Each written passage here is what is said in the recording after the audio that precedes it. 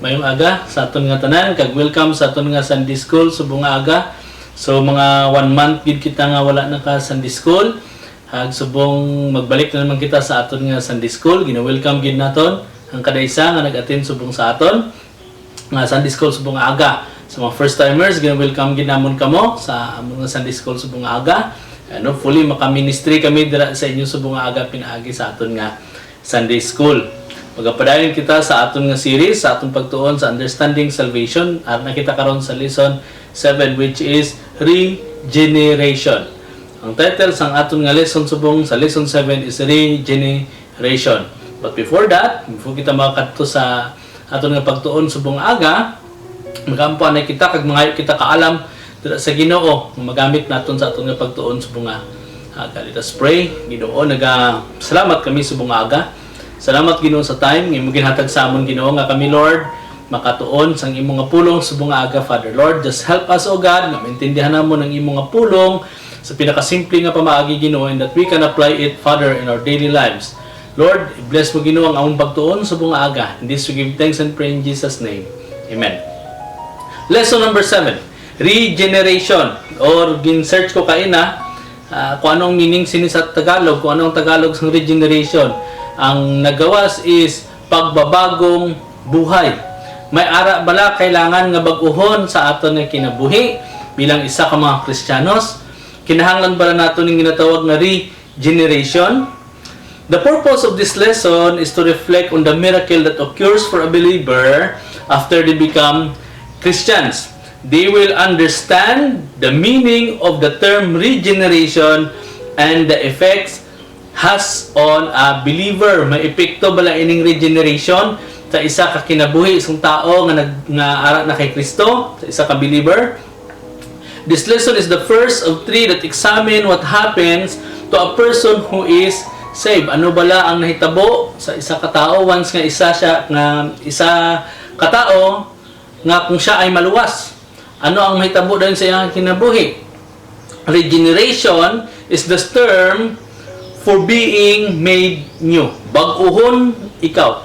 Bag-uhon kita. Kung dati, mayroon kita sa mga batasan nga hindi gid maayo, bag-uhon na siya karon when we are being regenerated. Regeneration is the term for being made new or becoming a new creation. Bisan ang Biblia naga-istorya about sa pagiging bag-o nga kita, the new creation. Hindi siya revised version sa aton nga sarili, but we use the term new, bag-o gid nga creation. We also may use the word quickening to describe the divine life imparted to us. That is because dati patay kita sa aton mga kasalanan and we become quickened. And being born again to describe the process. May ibang nga term, born again. Kailangan nga ipanganak kita liwat para magkaroon kita sang bagong buhay. Bago nga focus. Different from the focus that we have sa mga previous naton nga kinabuhi. Regeneration is just the beginning of our new life in Christ. The time we receive the Lord Jesus Christ sa aton nga kinabuhi, there comes this what we call pagbabagong buhay o regeneration, na kung sino ikaw dati, kung ikaw isa ka makasasala nga tao, karon you are being considered as righteous because of the imputed righteousness of our Lord Jesus Christ nga ginhatag sa imo. The time nga gindawat naton si Kristo sa aton nga kinabuhi.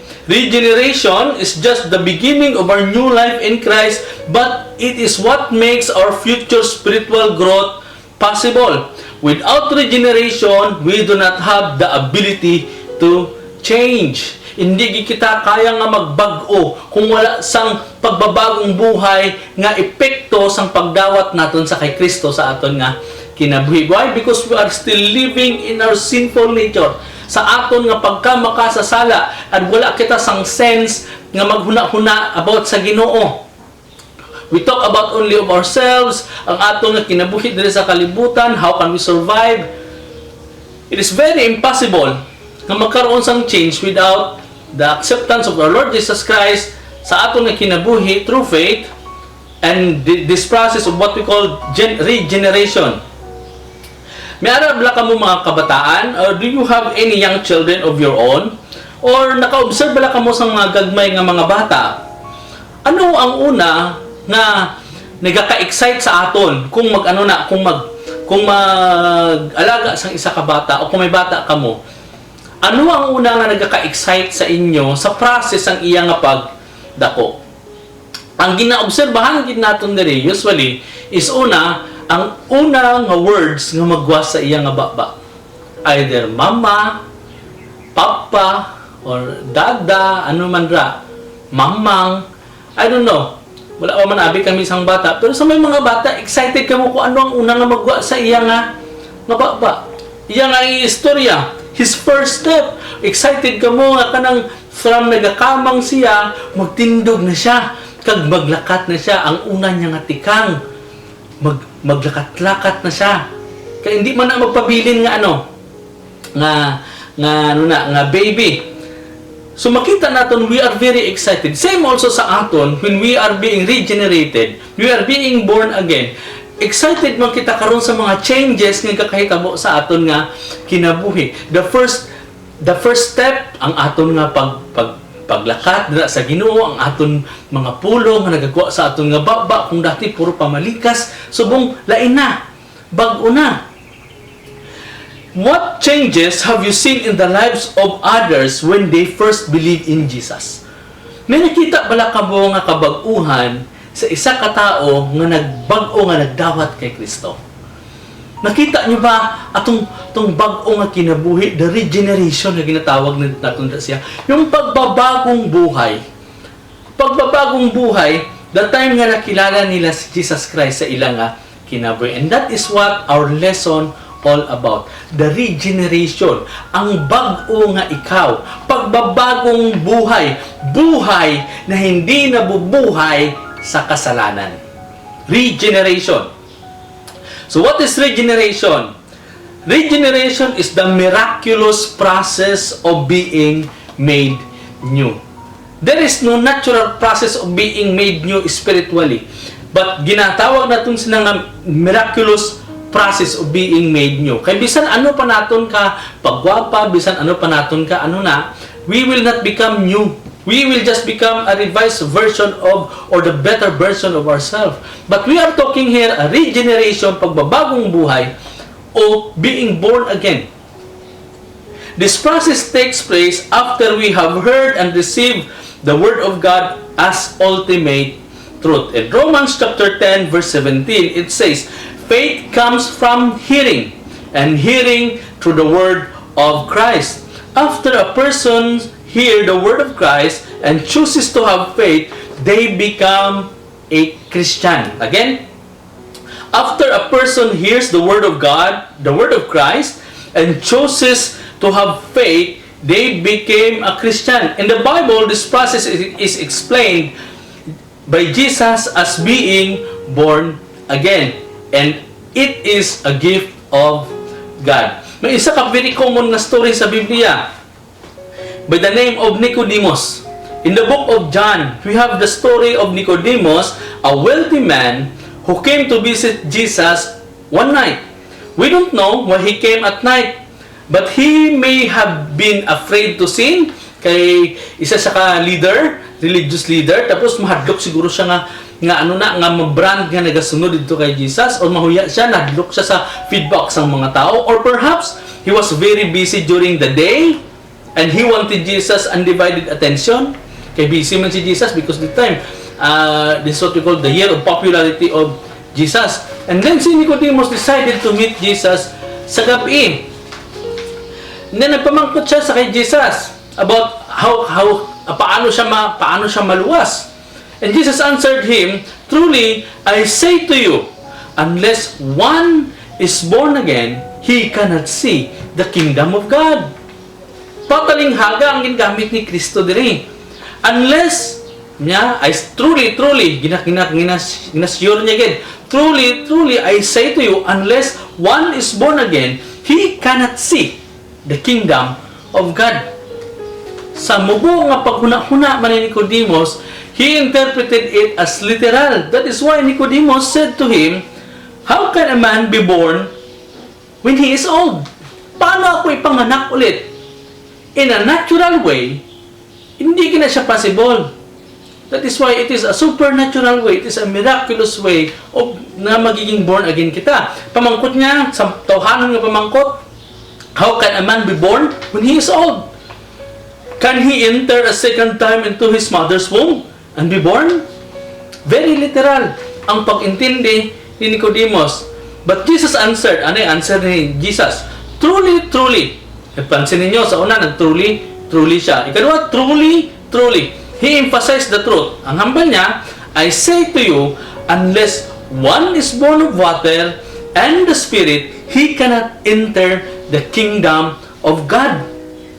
That which is born of the flesh is flesh, and that which is born of the Spirit is Spirit. Na-explain naman natin ni Santo, probabilities, what is what we call being born of the water, because when we are being born at the first time, kining sa pagpanganak sa aton nga ginikanan, it is accompanied by water.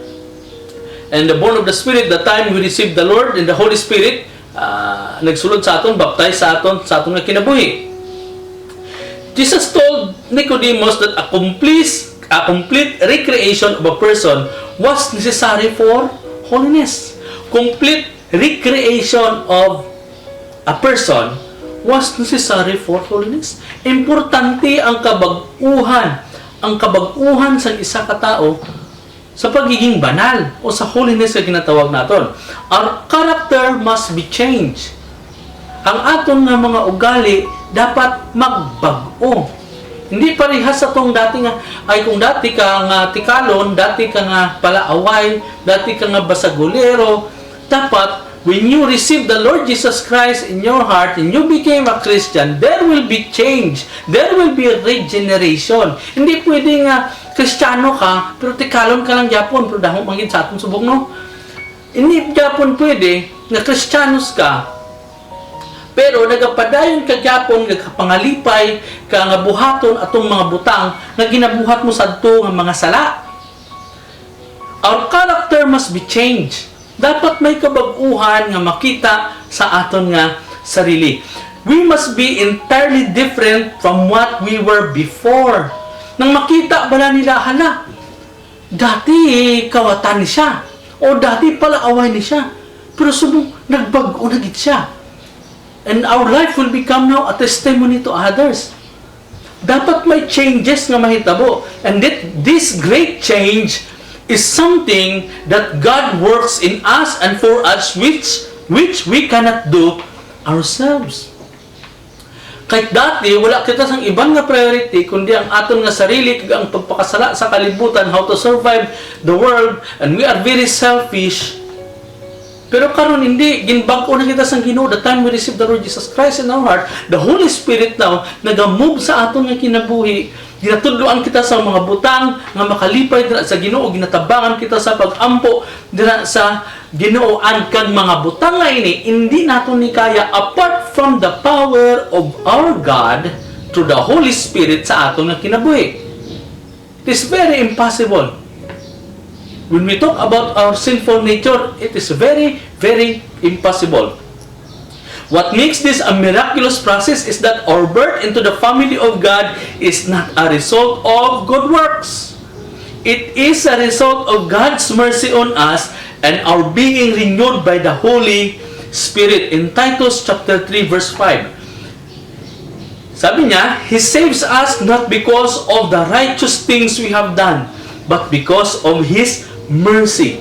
He washed our sins, giving us new birth and new life through the Holy Spirit. He saved us, not because of the righteous things we have done. Because we already know in Isaiah nga ginhambal ito ang aton nga mga maayong nga buhat is just a filthy rag sa atubangan sang Ginoo. Hindi na siya amo ang makapabag-o o makasave sa aton. But He saves us, the Lord Jesus Christ, not because of the righteous things we have done, but because of His mercy. Sa iya nga kaluoy, He washed away our sins. Dinugasan niya ang aton nga mga sala, giving us new birth and new life through the Holy Spirit. He gives us new birth and new life bag-o nga kinabuhi. Kung dati ga kinabuhi ka sa sala, karon nagakinabuhi na kita sa balaan nga espiritu and for our Lord, para sa aton nga Ginoo. Nagakinabuhi kita for God na subong. Dati kung sa kalibutan kag sa sala lang, karon kung ikaw isa ka Kristiyano, you are truly regenerated, nagakinabuhi kita karon sa pagpalipay dira sa aton nga Ginoo. See, that is how important ang regeneration, ang kabag-uhan, ang pagbabagong buhay. We choose to do that, and with the help of the Holy Spirit, gatabang sa aton ang balaan nga espiritu, makaya naton ina. But without the work of the Holy Spirit and the power of God, it is very impossible kung wala ang Ginoo sa aton nga kinabuhi. It is really true na gusto kong bumait pero di ko magawa. We cannot change. It is very hard. But the time we receive the Word of God through Christ, the salvation of the Lord Jesus Christ, we will now become regenerated. Magbagong buhay na kita. Magkasulod na kita dira sa iya. If we live sa past, sa aton nga mga sala, sa aton nga sins, now we are living for Christ. So let us evaluate now our Christian life. Am I truly regenerated? Am I truly being born again? Nabuhi na bala ako gid sa presensya sang Ginoo? O patay gihapon ko sa sala? Am I really born again? Atong mga Pasko nga ang nga kinabuhi, may kabag-uhan ba sa akon nga kinabuhi karon? Ikaw lamang ang makatubag sina subong aga. That is why the message of God is very clear this morning. Once we receive the salvation, the free gift of salvation that the Lord Jesus Christ had offered to us, there should be a regeneration, pagbag-o sa atong nga mga kinaiya. That is for today's lesson.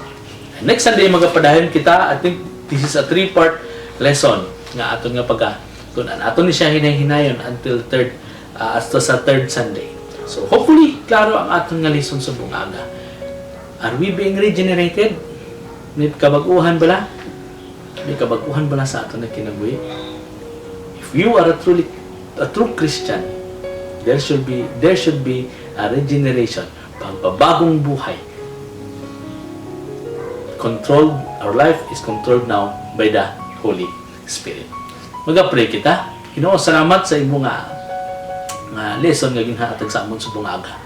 Lord, my prayer, O God, ikaw Lord, mag-bless ni Father nga ma-apply man namon Ginoo sa amon nga kinabuhi, maka-reflect kami Ginoo, ma-apply namon ini sa amon tag sa kapag kinabuhi, and maging seryoso kami Ginoo sa among pagiging Kristiyano sa imong nga tubangan. Salamat sa imong nga pulong sa bungaga. This we give thanks and pray, Father, in Jesus' name.